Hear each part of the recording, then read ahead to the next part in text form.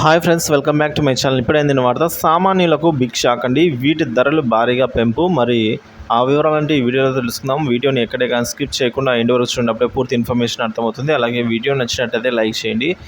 ఇక diabetes, BP సహా 54 రకాల ఔషధాలను వాటి ధరలను కేంద్ర ప్రభుత్వం పెంచింది. మధుమేహం రోగులు అధికంగా వినియోగించే మెటఫార్మిన్ అలాగే తదితర ట్యాబ్లెట్స్లను 15 రూపాయల నుంచి 20 రూపాయలకు పెంచింది. బీపీకి వినియోగించే మందులను కూడా 7 రూపాయలు అయితే సవరించింది. యాంటీ బ్యాక్టీరియల్ ఇన్ఫెక్షన్ సంబంధించిన వాటి సైతం పిల్స్ అంటే మాత్రలు సైతం అయితే పెరిగాయి రేట్లు.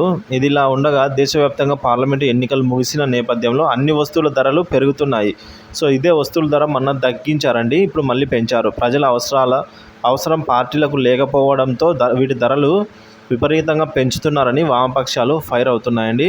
సో అదైతే వాస్తవమే. ఎందుకంటే మొన్నటి వరకు కూడా వీటి ధరలు తగ్గించిన ప్రభుత్వం ఇప్పుడు ఒక్కసారిగా మొత్తం పెంచేశాయి ఫ్రెండ్స్.